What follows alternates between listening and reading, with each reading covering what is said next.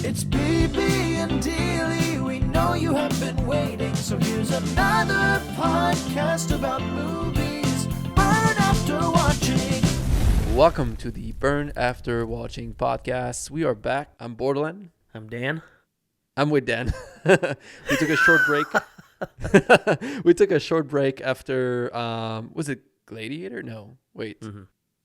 Is it Gladiator the last thing we covered? It was not with you. think- It was with Mary. Yeah, Yeah. that was the last one. We covered, I don't remember the last thing we covered together. We covered something. Something Gosh. Adora? Yeah, it must have been Honora. We had like a crazy week of work, both of us, and then it felt like there was no movie coming out. I mean, there was, but like I was interested in something, you went to see something else, and it felt like never aligned. And also like there was a lot of movie getting moved around. Like we wanted to do September 5th, Yeah. and then it got pushed to January for some reason. I was excited about that one, so we'll see if we can cover it later on. But we watched Queer, the new Lucas Guadagnino. That was a hard one. His second film of the year after Challenger. Mm-hmm. And the only other one I've seen of him is Call Me By Your Name with Timothée Chalamet. I still haven't seen the Cannibal Love Story, Bones and All, but on my watch list. Yeah, I don't think I'm looking right now of all the movies he's done. I don't think I've seen any. No? No, Yep. Challengers. You see Challenger. We saw Yeah. Challengers, Mhm. which was great. But outside of that, none of these other films, like the covers look familiar. Like We Are Who We Are is like, that seems like a coming of age tale that I really need to watch over the break. But other than that, I don't think I've seen. Bones and Not too All is familiar with this guy. interesting. It's like a love story, but they're cannibals. Oh. So that sounds interesting with Timothée Chalamet. That's the one I haven't seen. Call Me By Your Name is good. It's with Armie Hammer, the Who's actual also a cannibal. Yes. So like the team just like carries through, you know. Makes But before we get into Queer, we'll catch up on a kind of like a few housekeeping items. We've seen a few film, and I'm kind of interested. I mean, I'm not interested, but I'm kind of interested in Wicked because you were requested. I was required. Required. My partner Colleen brings up often that she was dragged to the most recent Mission Impossible movie, which is probably last about year. like 3 hours long. She fell asleep immediately, so that will never die. I think that's going to be constantly brought up. But Wicked, I saw the play in 2024, which was phenomenal. In New York. No, in Toronto. In Toronto. In Toronto. I thought you saw that in New York. I saw Book of Mormon in New York, and I fell asleep. That's good. Oh, really? Yeah. Anything that requires me to sit down in a semi-hot room, it's game over. I'm falling asleep. But Wicked kept me up. During the movie, it's 2 hours and 40 minutes long. I fell asleep here and there. Overall, I thought the casting was really good. I thought Ariana Grande was a interesting choice for the Good Witch, but she hit her notes. Like, her singing was fantastic. Her acting as her name is Galinda was really spot on as someone who's extremely like perky and optimistic, almost like overbearingly optimistic. But it was great. Super catchy tunes. It kept me entertained. Like, my sleeping should not be any indicator of the movie being boring. It was very lively. Everyone in the audience, like 1,000%, knew what their story was, and we're following along, almost like humming. So there was like this community, this vibe that fed into my experience of watching Wicked. But I thought it was good. Like the CGI or like the graphics of like these animals who talk, which is like a big theme throughout the movie. It was really played out well. And the donkey, who's the teacher, is I think voiced by Peter Dinklage. So some really great like voice acting, and just of like such a like imaginative world of like munchkins and all this stuff. But I think I rated it fairly high, like either a 4 or a 4.5. I'm looking forward to part 2, which I assume will come out in the next 2 years. But it's next year, same time, like November next year. They filmed it at the same time. They just split the movie to make more money, basically. Well, I mean, it's so long. Interesting. So I probably gonna check it out once it's on streaming. I wouldn't want to pay for it. It seems way too long for me, and I have zero or attachment to the Wizard of Oz. I never seen the original. I've never seen the play, any of the other film around this Maleficent. Maleficent. I've never seen that either. So I have no idea if I should even watch the Wizard of Oz first, whatever it is. It's kind of one of those, for me, this idea of a theater that is like humming and singing as the movie goes on is a nightmare. It's kind of like, that's what I imagine is like the equivalent for theater kids of Marvel movie for middle-aged men. Because I remember every time a Marvel movie come out, there's always at least a few footage of like people clapping in the middle of the film, and I'm like, I would leave immediately. I wouldn't be able to like handle this. It's like, it's a movie. Like, I understand you're a fan, but like that's the level of it's worse than clapping when an airplane land to clap in the middle of a film for me. It's ridiculous. And the funniest thing is, it's like I'm usually a yes behind that, and I also am the person during Avengers Endgame where Captain America is speaking to Sam, who's the Falcon, and he's like, I'm on your left, and then people start like screaming and standing up. I was definitely a part of that crowd. But watching a movie with you and Mary in Toronto when we saw Love Lies Bleeding, there was that crowd who were like hollering or whistling, rowdy, it was before the movie started, and I looked over at one point. You were so annoyed, and Mary shushed so loud. I didn't know someone can shush so loud in my life. So I can understand the frustration of like rowdy people, but like this one, it was rowdy. I didn't like the singing along as much because it pulls you out of the world. But I'll say like the last song is Defying Gravity, which is like the number in Wicked that really like tears a house down. And I'm trying to remember the person's name who plays the bad witch. Cynthia Erivo. She like crushed it. Colleen was grabbing onto my leg so hard, so it pulled me back out of the world because she was sobbing hysterically. But like I shed a couple tears, and you know, I'm not ashamed to say I will. Hopefully the movie's not more than like 3 hours, but I will sign up for part 2. All right, awesome. So here's your review of Wicked, I guess. I mean, it's doing very well. So happy for people to like have that film. Mm-hmm. Not for me though. I did watch We Live in Time. Did you actually check that out? It's a very you film. It's Andrew Garfield, Florence Pugh. Yes. Basically, like, it's a love story. It's told in like disorder. It's just like you jump in time, you see different time in their life.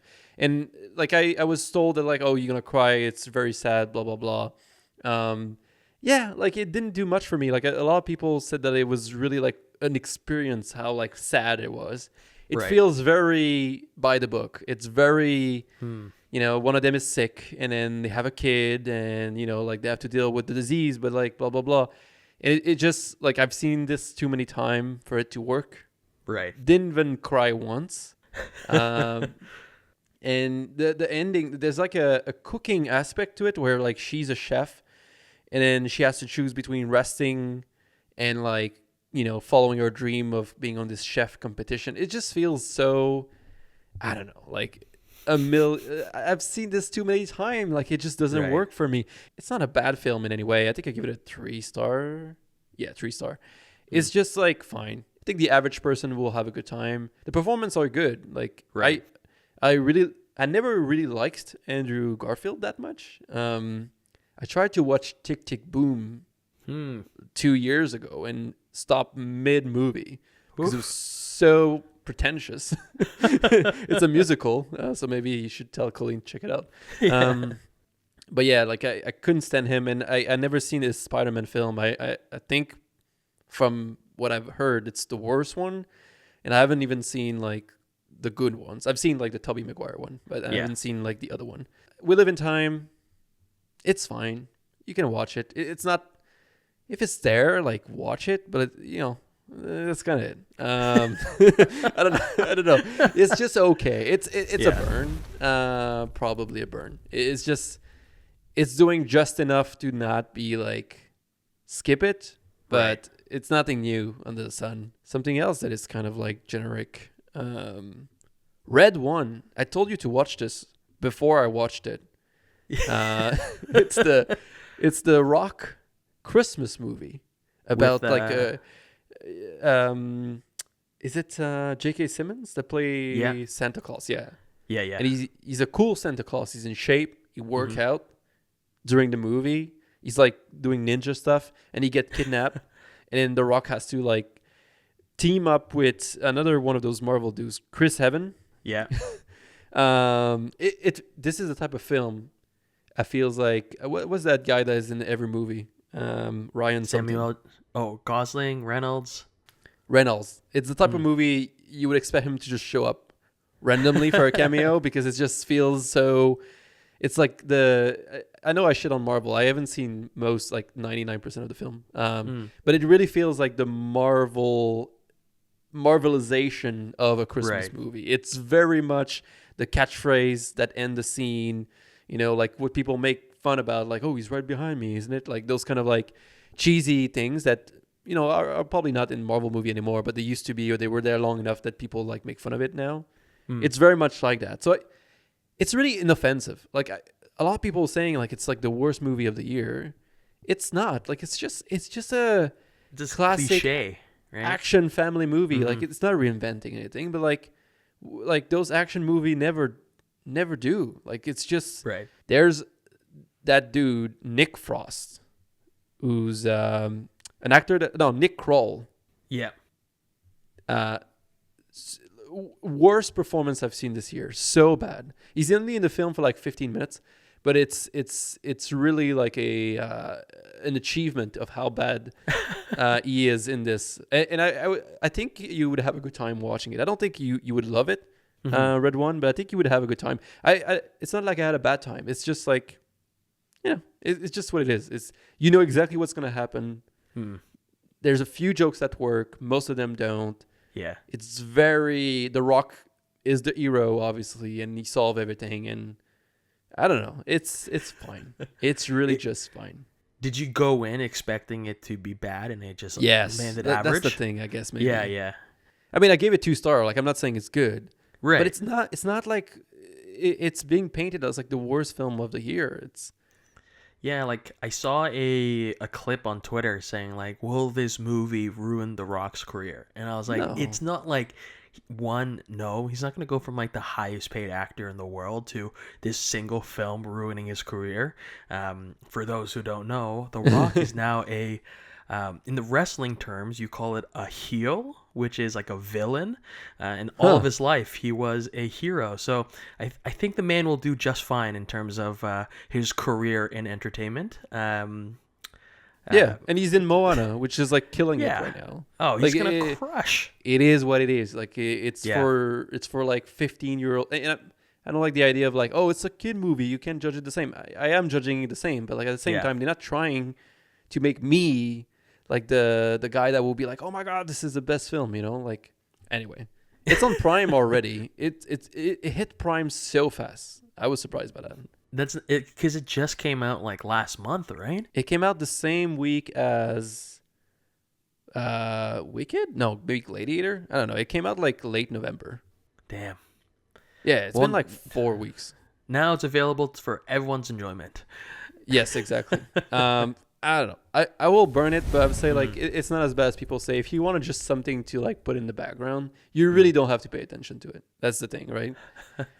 You just kind of glance at it from the side of your eyes, on your iPad. It's good. Right. You're gonna hear the catchphrase, "He's behind me, isn't he?" And then you're already locked in. You know where you are in the story. Watch it. Don't watch it. Don't care. All right. Let's get into the main dish. Big dish. Queer, Luca Guadagnino, starring Daniel Craig, Jason Schwartzman, who's like so good, and like not easy, well, recognizable, but not. It took me a second to be like, oh yeah, that's him, right. Because he's. I don't know if he gained a lot of weight or if he's wearing like a makeup in like a suit, but very well done. And basically here, this is an adaptation of a book by, I'm going to try to like go from memory, William Burroughs, or William S. Burroughs, I think. This is an author from like the 50s, and this was, I think, written in the 80s. And it's a odd character, and a lot of like the writer's life is in this book. So this is a writer that was married to a woman, but was queered, went to Mexico, and this is kind of like where he was able to kind of be himself. And there's a lot of things, weird stuff that happened with his wife as well. Like and we'll go into spoiler of Queer. I don't think there's anything like crazy because a lot of surreal kind of like stuff that like it's really very much up to interpretation. And right. I'll be interested of what you think. Like what happened to the author, at least the official story, is that he was drunk with his wife in Mexico one night, and they played the game where she put a glass on top of her head, and he was supposed to shoot it with a pistol, right. And he killed her for real. Like that's what actually happened. But apparently he was so drunk that like they said like it's impossible that he did it on purpose, right? Like it was just an accident, whatever. And then he kind of got out of it. Like he went back to the US and was like banned from going to Mexico for 2 years. And from my understanding, that's all that happened. It's interesting because a lot of the film, there's a lot of him in the film. So let's go into that. It's the 60s in Mexico. Daniel Craig is a queer man who is drinking a lot, trying to seduce. He's very much like on the hunt. It's a very aesthetically pleasing film, very interesting choice of music also. Really enjoy the cinematography. And it's broke down in chapters, but it's so funny. Like the first chapters start, and then there's like an hour and a half that goes on, and then chapter 2 start after that, and I totally forgot there was chapters. I feel like they were kind of unnecessary at this point. Yeah. And the first kind of like hour and a half is really much kind of setting this idea of the romance between Daniel Craig, who's Lee, and Eugene, who's this kind of younger man, who's kind of into women, into men, or kind of figuring himself out. And they kind of like stroke a romance, but it's not a kind of clean romance. It's Eugene is kind of like on and off about Daniel Craig or Lee, and always kind of like, oh, I don't want to spend time with you. I want to spend time with you. There's also kind of this money or like advantages that start coming to play in the relationship where Daniel Craig is trying to buy the affection of Eugene through multitude of things. So that's kind of like the setting. So I guess like, how much did you know about the film? Because that was not our first choice. We wanted to watch September 5th, and I said, well, let's just check out Queer. Yeah, I knew. Talk to me. I didn't know anything about like the author at all, in terms of like the inspiration for this movie. The trailer I think I saw was from like earlier this year, which was just the clip of Daniel Craig in the bar noticing Eugene. So I didn't really like look into it any deeper. So this was like me going in absolutely fresh, and then you telling me prior to going in, like forewarning, it's like gonna be like a wild ride. So I had absolutely no clue going in, but hearing about like the author's like real life and like the scene that you just described, it's very interesting now because like now my mind's like reeling in terms of inspirations and let's say creative creative differences in the film. There's a lot of really interesting things. It's very surreal and abstract at point. It reminded me of Porting a little bit. Yeah. Especially there's a visual. It's more in the later the last hour of the film where some of the landscape are almost feel like miniature. Some of them feel like either like a miniature plane or car with like painted landscape, but it's used very interestingly where it's blended like randomly, and it's almost like make you question if it's real or not, which I think is interesting with the theme of the film. It's funny because me and Mary went together and we had totally different interpretation of the film. I saw, so again, spoiler, we're going to go into spoiler. Major spoilers. In the later half of the film, it kind of take a big turn out of nowhere, and they go on a trip in like more South America than Mexico, like in South America.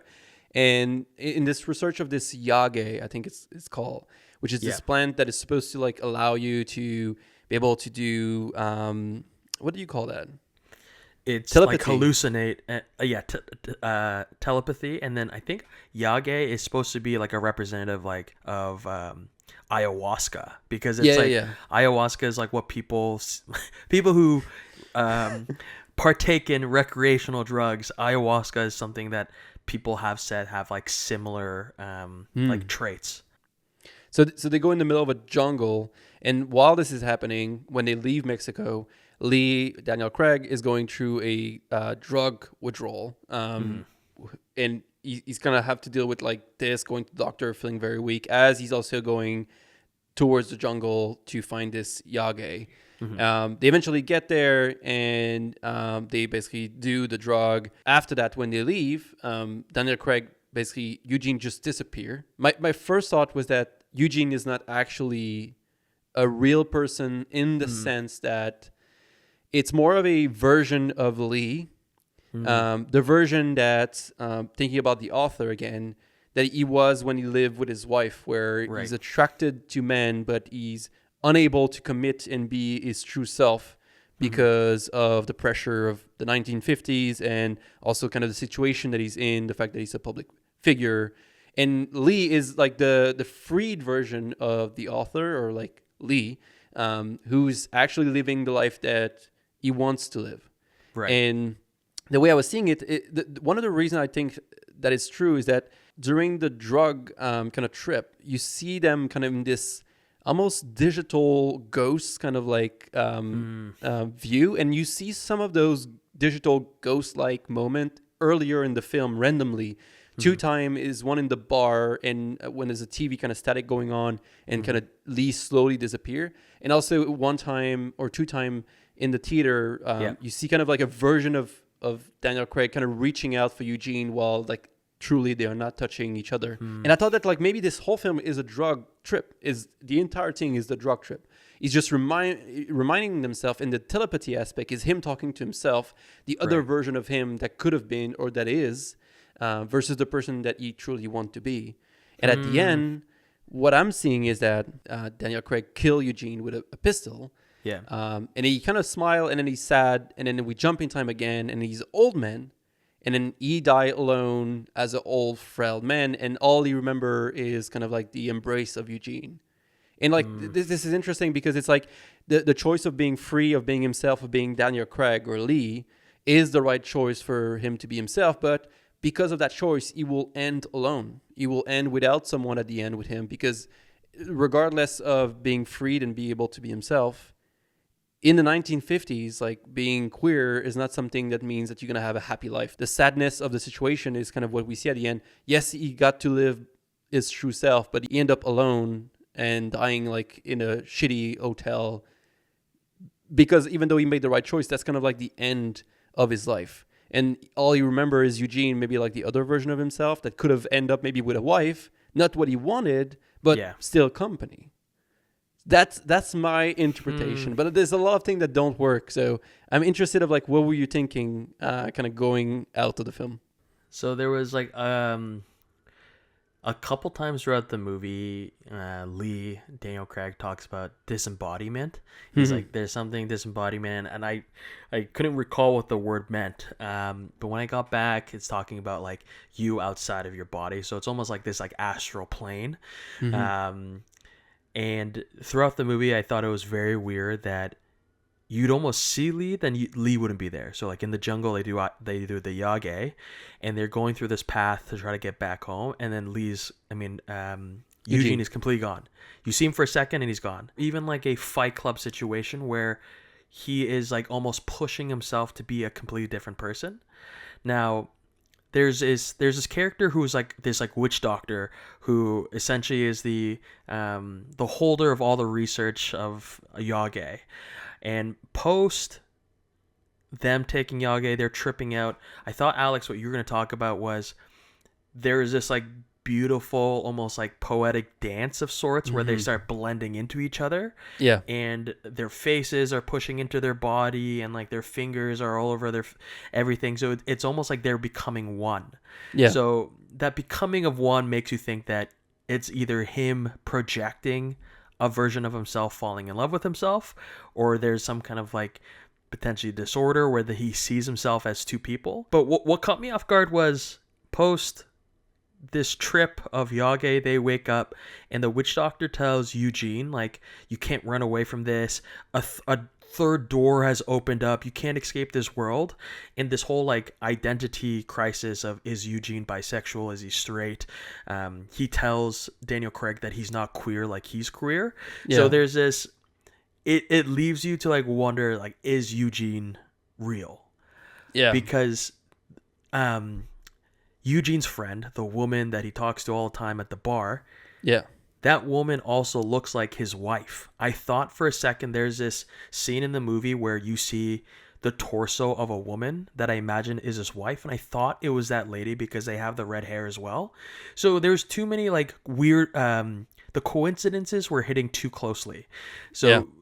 It's, to me, I think this is almost a Fight Club situation where he's doing two things at once. So like you think Eugene is basically a version of himself where either he's projecting that he's Lee or like he's Eugene and Lee is like the better version, like the version that he's like believe he's living, like almost like a projection of himself or vice versa.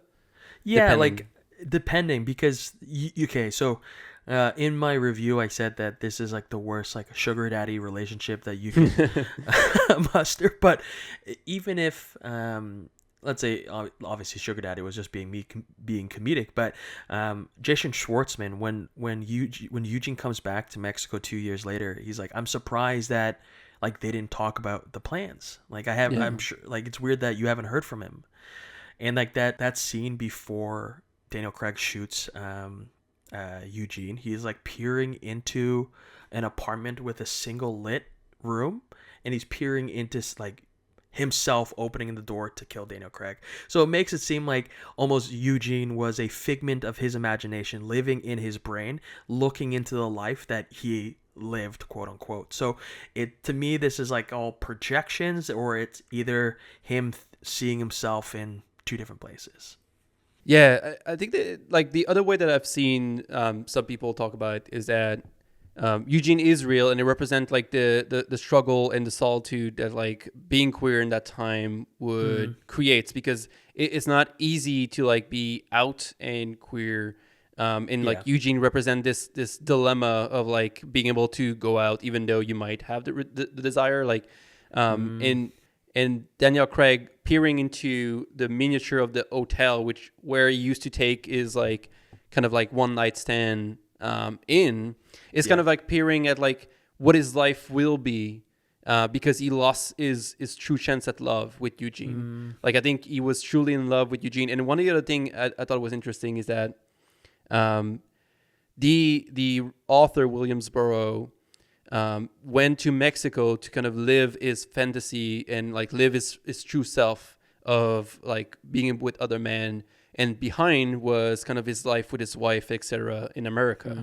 And when Lee in the film leave Mexico, he detox from the drug, right? And if we imagine that Mexico is the place where the author was able to be himself and Lee is able to be himself.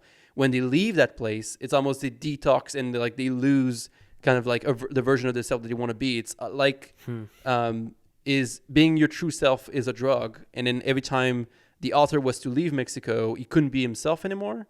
And even Daniel Craig said to the doctor when he's like asking him if he's addicted to opioid, he said, people like me, I had to leave the US because people like me are criminal over there. And if you think about like this idea of being queer in the US in the 50s as like almost a crime or like a sentence, it's kind of like interesting because of the drug being kind of like maybe a metaphor on that. And the other thing that the pivotal scene of like him shooting Eugene, I think there's two things that are interesting. There's the snake eating himself, which is like Ouroboros, that you see for like a minute, and then the snake kind of cry. And this is meant to like represent like no matter like living or dying, like the circle of like you always end up repeating yourself. It's like an infinity symbol, and it means that like you can't escape kind of like your life. It will always kind of loop into itself, right?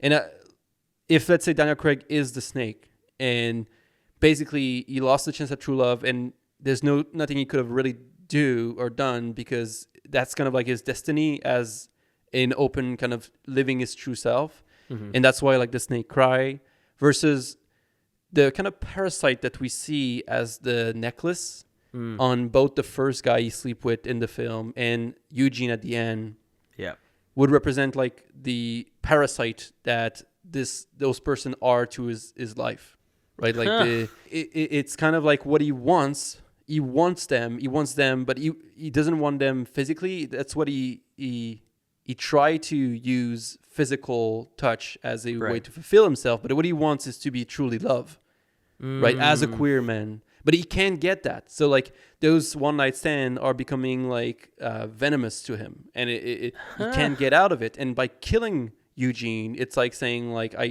I'm giving away like this true love, this chance at true love.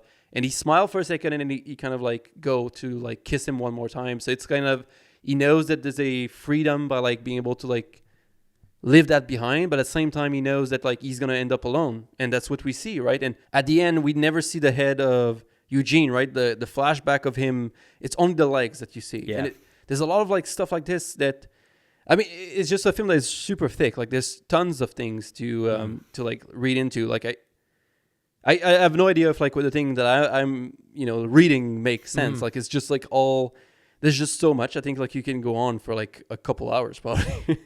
I think like you talking about like Daniel Craig's Lee wanting to be love is seen several times throughout the movie, because Eugene on paper is an aesthetically extremely handsome person. He's much younger than Daniel Craig as well, so it's always the seeking of something that he can't get.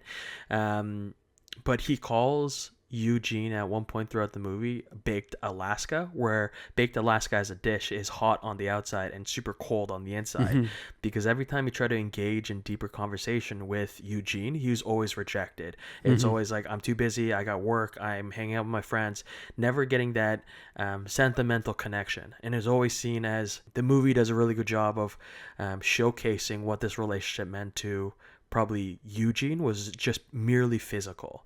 There was no in-depth conversations of like what his desires are. He seems extremely surface level. So that's is shown very well, that as much as Daniel Craig is trying super hard to learn more about this person, Eugene is just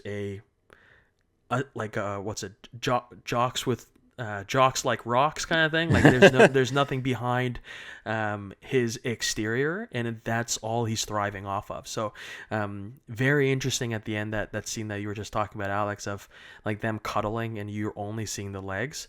The legs are also they're young legs. It was Eugene when he was young. It's not Eugene when he's his age. He's going back to a place where he was a much younger man hooking up with a much younger man. One thing too is that even Daniel, what's interesting is that Lee, even as the freed version of himself, living a queer man like freely, is still an outsider in the queer community over there. He's kind of like talked about as like this guy that's just like sleep around and etc. And he has Schwartzman as like a friend, but he's still very isolated, even within a community, like a lively community. There's bars and there's like places that are specifically, for queer communities over there. But he's still like not necessarily part of the gang or the group. He's not accepted even. So it's like and I just thought Daniel Craig was so, like, to me, this is not my favorite film of the year. Like I thought it was really, really good. I do feel like it's a bit long. I really like the first hour, but the jungle portion to me that like it just kept going on, and I like the travel. It's really like the jungle portion, even though like the dance moment were like incredible, like visually it was awesome. I just thought that there was something not really working 100%. There's a few moments in there that also remind me of Love Lies Bleeding. Actually, Mary was mentioning like when they puke out like this bubble of like flesh. It's very like she said it reminded her of like Love Lies Bleeding when she like puke out Kristen Stewart on the stage. But I thought that the movie was good, not great. But one thing that I think for me is Daniel Craig performance was my favorite of the year. I haven't seen another male performance that I would say is better. I don't think I can say so confidently this is like the best male performance, at least for me. But Daniel Craig's portrayal of Lee, it's a much deeper version of his character as a detective in Knives Out. And like that Glass Onion series, it's very, he's isolated, people know who he is. He's very funny, very witty, and that shows in the movie as well. But the thought I want to push down more in terms of the isolation, when he goes up, I think the bar is called either Slow Hand or Slow Mo or Slow something, but Ship Ahoy? Ship Ahoy. When he goes to the second level, and so rude, he pees on the ground. That's insane. This is a bar you go to every weekend, you pee on the ground? That's so disrespectful. But he goes upstairs, and there's that older gentleman that he spoke with when they were both flirting with Eugene, and he was almost talking so dismissive of him. Like he came in extremely drunk.